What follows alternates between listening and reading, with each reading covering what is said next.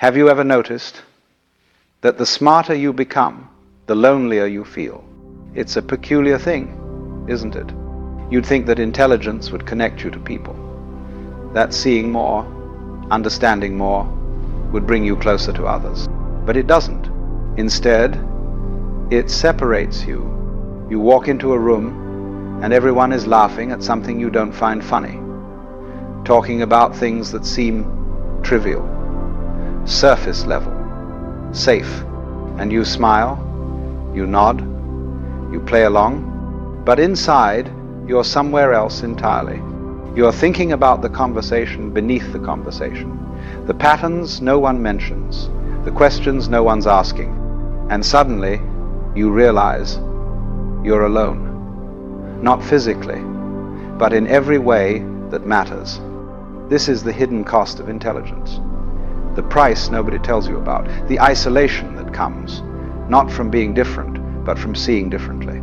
Let me tell you something about intelligent people, something that might explain why you feel the way you do. Intelligence isn't just about knowing more, it's about perceiving more, connecting dots that others don't see, following thoughts to their logical conclusions, even when those conclusions are uncomfortable. And here's the problem. Most people don't want to go there. They don't want to question the game. They want to play it. They don't want to examine the mask. They want to wear it. They don't want to wonder if the emperor has clothes. They want to complement the fabric. But you can't help it. You see the threads hanging loose. You notice the inconsistencies, the contradictions, the unspoken agreements everyone pretends are absolute truths. And when you point them out, even gently, even playfully, people get uncomfortable. Not because you're wrong, but because you're right. And being right about things people don't want to examine makes you dangerous. So they distance themselves. Not consciously, perhaps, not maliciously, but they do. They stop inviting you to things. They keep conversations shallow around you. They call you intense or overthinking or too serious. And you learn to keep your thoughts to yourself. You learn to dumb it down, to speak in half-truths, to laugh at jokes you don't find funny, to nod along with opinions you don't share. You learn to hide, because full honesty, you've discovered, is social suicide. Authentic expression is loneliness in motion. Being truly yourself means being truly alone. And so, intelligent people find themselves in this strange position, surrounded by others, but profoundly isolated, speaking, but never really heard, present, but not quite there. It's not that you think you're better than anyone. That's not it at all. In fact, you'd give anything to just fit in, to care about the things they care about, to find meaning in the conversations they have, but you can't. You've seen too much, thought too deeply, gone too far down the rabbit hole to come back and pretend the surface is all there is. This is what people don't understand about intelligence. It's not a gift you can put down. It's not a switch you can turn off. It's a lens you see through permanently. You can't unsee patterns once you've seen them. You can't unknow things once you know them. You can't go back to simple answers once you've understood the complexity.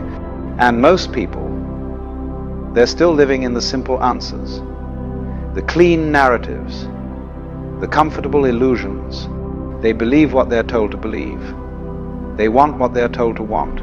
They fear what they're told to fear, not because they're stupid, but because it's easier, safer, less lonely. But you can't do that anymore. And that's why you're alone. Now, here's where it gets interesting. This loneliness you feel, this isolation, it comes in stages.